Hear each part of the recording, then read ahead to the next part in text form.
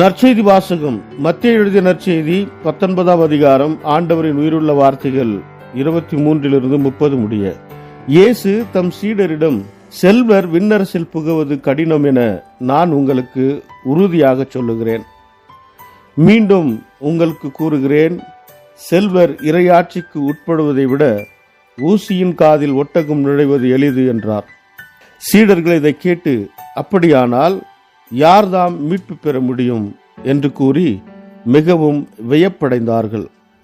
இயேசு அவர்களை கூர்ந்து நோக்கி, மனிதரால் இது இயலாதது, ஆனால் கடவுளால் எல்லாம் இயலும் என்றார்.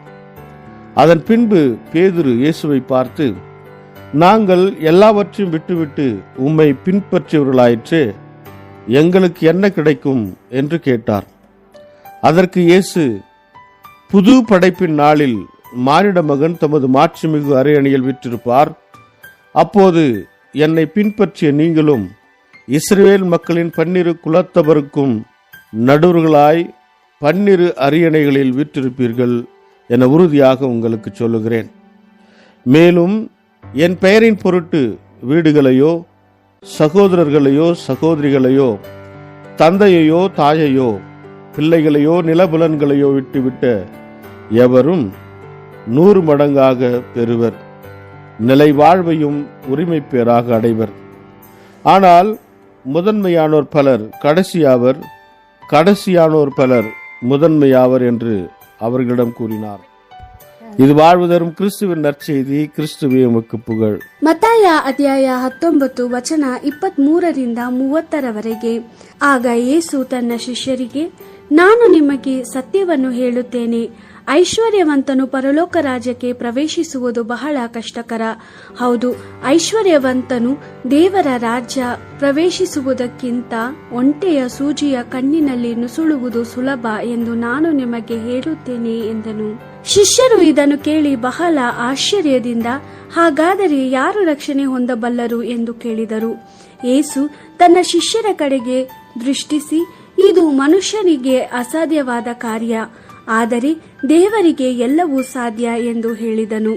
ಪೇತ್ರನು ಯೇಸುವಿಗೆ, ನಾವು ನಮಗಿದ್ದ ಪ್ರತಿಯೊಂದನ್ನು ಬಿಟ್ಟು ನಿನ್ನನ್ನು ಹಿಂಬಾಲಿಸಿದೆವು, ನಮಗೆ ಏನು ದೊರಕುವುದು ಎಂದನು. ಯೇಸು ಶಿಷ್ಯರಿಗೆ ಹೀಗೆಂದನು, ನಾನು ನಿಮಗೆ ಸತ್ಯವನ್ನು ಹೇಳುತ್ತೇನೆ, ಹೊಸ ಲೋಕವು ಸೃಷ್ಟಿಸಲ್ಪಟ್ಟಾಗ ಮನುಷ್ಯಕುಮಾರನು ತನ್ನ ಮಹಾಸಿಂಹಾಸನದ ಮೇಲೆ ಕುಳಿತುಕೊಳ್ಳುವನು. ನನ್ನನ್ನು ಹಿಂಬಾಲಿಸಿದ ನೀವೆಲ್ಲರೂ ಸಿಂಹಾಸನಗಳ ಮೇಲೆ ಕುಳಿತು ಇಸ್ರೇಲಿನ 12 ಕುಲಗಳಿಗೆ ನ್ಯಾಯ ತೀರಿಸುವಿರಿ.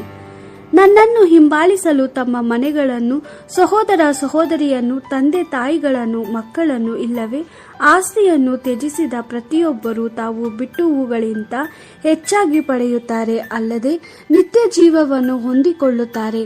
ಆದರೆ ಮೊದಲನೆಯವರಲ್ಲಿ ಅನೇಕರು ಕಡೆಯವರಾಗುವರು, ಕಡೆಯವರಲ್ಲಿ ಅನೇಕರು ಮೊದಲಿನವರಾಗುವರು. ದೇವರ ವಾಕ್ಯವಿದು. ದೇವರಿಗೆ ಕೃತಜ್ಞತೆ ಸಲ್ಲಲಿ. Gospel according to Matthew chapter 19 verse 23 to 30. Then Jesus said to his disciples, truly I say to you, it will be hard for one who is rich to enter the kingdom of heaven.